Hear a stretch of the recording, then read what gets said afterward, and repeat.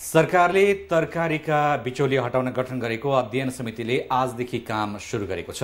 उद्योग वाणिज्य तथा आपूर्ति मन्त्रालयका सहसचिव नवराज ढकालको संयोजकत्वमा गठित समितिले एक साताभित्र प्रतिवेदन बुझाउने जनाएको छ। यसै सन्दर्भमा समितिका संयोजक नवराज ढकालसँग हाम्रा सहकर्मी हिमाल पौडेलले कुराकानी गर्नुभएको छ। प्रस्तुत छ सोही कुराकानी।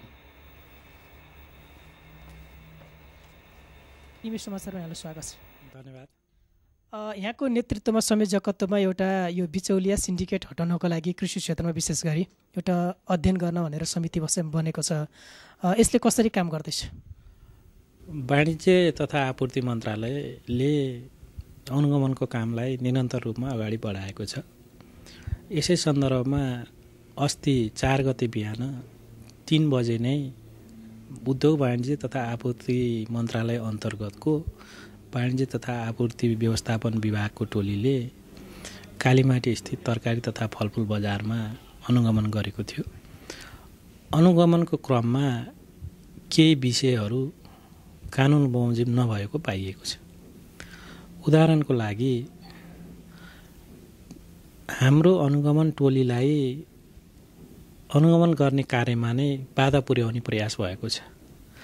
यी लगायतका विषयले गर्दा नेपाल सरकार उद्योग वाणिज्य तथा आपूर्ति मन्त्रालयलाई एउटा अप्ठ्यारो स्थितिमा पुर्यायो र व्यवसायीहरूले त पक्कै पनि त्यसो गर्नुहुन्न। व्यवसायीको नाममा अन्य क्रियाकलाप गर्न उद्धत व्यक्तिहरू समूहहरूले सरकारी प्रतिनिधिहरूलाई अवरोध पुर्याउने कोसिस गरेपछि एउटा अर्कै स्थिति उत्पन्न भयो र हामीले प्रहरी परिचालन गरेर त्यो स्थितिलाई नियन्त्रणमा लियौँ र अहिले त्यहाँको स्थिति सामान्य छ। हामी चासो र चिन्ता व्यक्त गरेको हामीले चिन्ता र चासो व्यक्त गरेको भनेको किसानहरू जो उत्पादक हुनुहुन्छ उहाँहरूले कम मूल्य प्राप्त गर्ने र उपभोक्ताहरू हामीहरूले बढी मूल्यमा खरिद गर्नुपर्ने। तरकारी तथा फलफुलको सन्दर्भमा किन यसो हुन्छ र के गरियो भने उपभोक्ताले पनि सही मूल्यमा वस्तु र सेवा खास गरी तरकारी र फलफुल प्राप्त गर्नुहुन्छ र उत्पादक किसानहरू जो हुनुहुन्छ उहाँहरूले पनि सही उत्पादनको सही मूल्य प्राप्त गर्नुहुन्छ भन्ने विषयमा अध्ययन गर्नुपर्ने अवस्था देखियो। यसअघि पनि केही अध्ययनहरू पक्कै पनि भएका रहेछन्। यी सम्पूर्ण विषयहरूलाई समेटेर मूलत कालीमाटी तरकारी तथा थोक बजारमा तरकारी तथा फलफुलको मूल्यको सम्बन्धमा एउटा उचित मूल्य श्रृङ्खलाको उचित तह निर्धारण गर्नको लागि के गर्नुपर्ने हुन्छ, उत्पादक र उपभोक्ता बीचको दूरी कम गर्नलाई के गर्नुपर्ने हुन्छ र अन्य व्यवस्थापकीय पक्षमा के सुधार गर्नुपर्दछ भनेर मेरो संयोजकत्वमा उद्योग वाणिज्य तथा आपूर्ति मन्त्रालयको माननीय मन्त्रीज्यूको निर्णयले एउटा समिति गठन भएको छ।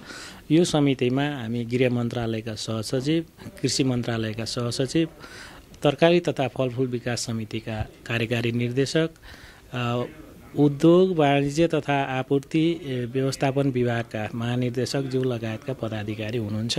हामीले काम सुरु गरिसकेका छौँ। वास्तवमा मैले आज दिउँसो नै एउटा प्रथम बैठक त्यसको आह्वान पनि गरिसकेँ। हामीले छलफल गरेका छौँ र के गरेर उपभोक्तालाई सरल र सुपथ मूल्यमा तरकारी र फलफुल उपलब्ध गराउन सकिन्छ त्यो दिशामा मेरो समितिले प्रतिवेदन दिन्छ।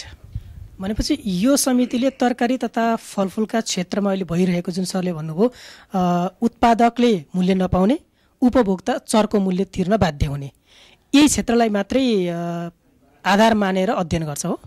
वास्तवमा मलाई दिएको कार्यविवरण टरमा कालीमाटी तरकारी तथा फलफुल विकास समिति अन्तर्गतका उद्योगहरू यसलाई करेक्सन गरौँ, कालीमाटी तरकारी तथा फलफुल बजार विकास समिति अन्तर्गत कारोबार हुने वस्तुहरू तरकारी र फलफुल मूलतः त्यसको सन्दर्भमा मात्रै कुरा गर्नको लागि अध्ययन गर्नको लागि टर् दिइएको छ र अन्य वस्तुहरूको हकमा नियमित ढङ्गले त काम भइरहेकै छ। जस्तो यहाँले भन्नुभयो योभन्दा अगाडि पनि कृषि तथा फलफुलकै क्षेत्रमा पनि तरकारी तथा फलफुलकै क्षेत्रमा पनि यस्ता विसङ्गतिहरू हैन, सिन्डिकेट भनौँ, बिचौलिया भनौँ, जे शब्द भने पनि विगतमा पनि भएका हुन्, हिजोको आज भएका होइनन्। अब यसलाई चाहिँ यहाँले भन्नुभयो त योभन्दा अगाडि पनि समितिहरू बनेका थिए, प्रतिवेदनहरू बुझाइएको थियो, तर कार्यान्वयन भनौँ अथवा काम कारबाहीहरू अगाडि बढेको थिएन। यसपटकको यहाँको नेतृत्वमा संयोजकत्वमा बनेको समितिले दिएको प्रतिवेदन कार्यान्वयन हुन्छ र उपभोक्ताले विशेष गरी उत्पादक र उत्पादकले आफ्नो सही मूल्य पाउने र उपभोक्ताले थोरै मूल्यमा फलफुल तथा तरकारी किन्न पाउने वातावरण बन्छ। वास्तवमा यसलाई थोरै मूल्य पनि नभन्नु, उचित मूल्य भन्न उपयुक्त ठान्छु म। कृषिजन्य वस्तुहरूको उत्पादन र त्यसको ढुवानी सञ्चय र बिक्री गरिसक्दाखेरिको समयभित्र नै उत्पादकले मूल्य प्राप्त गर्नुपर्दछ र उपभोक्ताले पनि वस्तु प्राप्त गरिसक्नुपर्दछ। यी विषयहरू महत्त्वपूर्ण विषय हुन्। सिमेन्टको व्यापार गर्ने र तरकारी तथा फलफुलको व्यापार गर्ने फरक विषय हुन्। त्यसो भएको हुनाले यी विषयको संवेदनशीलतालाई पनि ख्याल गर्नुपर्ने हुन्छ। मूलत यहाँले सङ्केत गर्नुभएको तरकारी तथा फलफुलको सन्दर्भमा यसअघि पनि प्रतिवेदनहरू बनेका भन्ने कुरा मैले पनि सुनेको छु। ती प्रतिवेदनहरू हेरेर अध्ययन पनि गरिनेछ र ती प्रतिवेदनहरू कतिपय त्यसका आंशिक रूपमा कार्यान्वयन पनि भएको छ, हुँदै नभएको पनि होइन। ती सबै विषयहरूलाई समेत समेटेर एउटा फ्रेस प्रतिवेदन दिन्छौँ र अहिलेको सरकारले मलाई दिएको म्यान्डेट अनुसार कुनै पनि किसिमले, कुनै पनि ढङ्गले, कुनै पनि बाहनामा उपभोक्ताहरूको भान्सासम्म पुग्ने तरकारीमा सिन्डिकेट तोडिनु पर्दछ। सुपथ मूल्यमा उपभोक्ताले तरकारी तथा फलफुल प्राप्त गर्नुपर्दछ भन्ने मान्यता अन्तर्गत सरकारले मलाई निर्देशन दिएको छ। त्यसो भएको हुनाले अब यो प्रतिवेदन पूर्ण रूपले कार्यान्वयन हुन्छ भन्ने विषयमा म आश्वस्त छु। यो प्रतिवेदन कहिलेसम्म बन्छ? छिटोभन्दा छिटो नै हामी काम गर्ने सन्दर्भमा छौँ र बढीमा 1 हप्ताभित्र यो प्रतिवेदन म पेश गर्छु। जस्तो यो एउटा फलफुल र तरकारीको विषय भयो, वाणिज्य तथा आपूर्ति व्यवस्थापन विभागले अनुगमन गर्दै गइरहेको छ। अनुगमनकै क्रममा यो एउटा घटना घट्यो र सरकारले अलिकति भने ध्यान गयो सरकारको भनौँ। यो अनुगमनहरू भइरहन्छ, तर विशेष गरेर आम उपभोक्ताको गुनासो के हो भने चाडपर्वको बेलामा अनुगमन हुन्छ र कारबाही के हुन्छ थाहा हुँदैन। हामी उपभोक्ता ठगिए छौँ भन्ने यसतर्फ चाहिँ यो समितिले ध्यान दिन्छ कि दिँदैन, अथवा यो मन्त्रालयले कसरी ध्यान दिन्छ? वास्तवमा यो समितिको कार्यविवरणमा त्यो प्रवेश गर्दैन, तर आम रूपमा मन्त्रालयले चाडबाड लक्षित गरेर पनि अनुगमन बढाउनु पर्ने हुन्छ। स्वाभाविक रूपमा बढी उपभोक्ताहरूको चहलपहल हुने र बढी वस्तुहरूको खपत पनि हुने भएको हुनाले स्वाभाविक रूपमा अनुगमन पनि बढेर जान्छ, जसले गर्दा चाडबाड लक्षित मात्रै हो कि भन्ने पनि परेको अवस्था छ। तर विभागले निरन्तर रूपमा अनुगमन गरिरहेकै छ र अनुगमनको क्रममा देखिएका कैफियतहरूलाई कारबाही किनारा पनि गर्दै गरेको छ। एउटा सत्य के हो भने यसभन्दा अगाडि अनुगमन गर्दा कैफियत देखिएको सन्दर्भमा पर्याप्त र उपयुक्त कानुनी बाटाहरू नभएको पनि हामीले पाएका हौँ। त्यसको सम्बोधन गर्नको लागि उपभोक्ता हितको संरक्षण गर्न बनेको नयाँ विधेयकको मस्यौदा संसदमा विचाराधीन छ। सम्मानित संसदले त्यसमा छिटै नै टुङ्गोमा पुग्छ र त्यसपछि उपभोक्ता अधिकारको दिशामा एउटा नयाँ अध्याय सुरु हुन्छ। यो तरकारी तथा फलफुलका क्षेत्रमा यसले सुरुमा पनि इङ्गित गर्न खोज्नु भएको थियो, अझ मैले प्रश्न होस् भन्ने चाहेँ। केही व्यक्तिहरू भनेर भन्नुभएको छ, त्यहाँ बिचमा बसेर क्रियाकलापहरू गरेका भनेर खोज्नु भएको छ। त्यो खास स्पष्ट पार्नु, कस्तो खालका खास त्यहाँ चाहिँ उत्पादकहरू छैनन् होइन, त्यो कारणले असर परिरहेको अथवा के हो, खास के हो त्यहाँभित्रको कुरा चाहिँ? वास्तवमा त्यहाँभित्रको कुरा त हामी पनि हेर्दैछौँ। वास्तवमा हाम्रो समितिले आजबाट मात्रै काम सुरु गरेको छ, तर प्रारम्भिक छलफलको क्रममा के कुरा आएको छ भने उत्पादक र उपभोक्ताको बिचसम्म आइपुग्दा बजारका विभिन्न तहहरू निर्माण हुने रहेछ।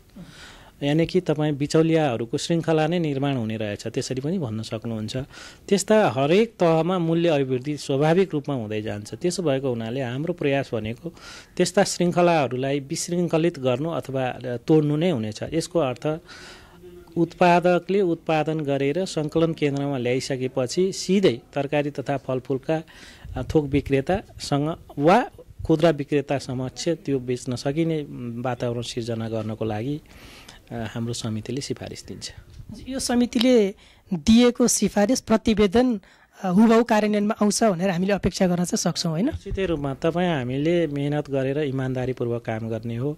इमान्दारीपूर्वक अपेक्षा राख्ने हो र अबको सरकारले पनि यस्ता प्रतिवेदनहरू कार्यान्वयन गरेन भने कहिलेसम्म पर्खिने। अहिले सबै कुरो अनुकूल भएको छ। त्यसो भएको हुनाले हामीले देखेका छौँ यातायातको क्षेत्रमा पनि भएको एकाधिकारको पनि व्यवस्थापन भएको छ। अब यसै गरी विभिन्न क्षेत्रमा सुधारका कामहरू सरकारले अघि बढाएको छ र यो क्षेत्रमा पनि सुधार पक्कै नै हुन्छ। समय र यहाँ विचारको लागि धन्यवाद। धन्यवाद यहाँलाई पनि। उहाँ हुनुहुन्थ्यो उद्योग वाणिज्य तथा आपूर्ति मन्त्रालयका सहसचिव नवराज ढकाल। सरकारले तरकारीका बिचौलिया हटाउन गठन गरेको अध्ययन समितिका सम्बन्धमा हाम्रा सहकर्मी हिमाल पौडेलसँग गर्नुभएको कुराकानी।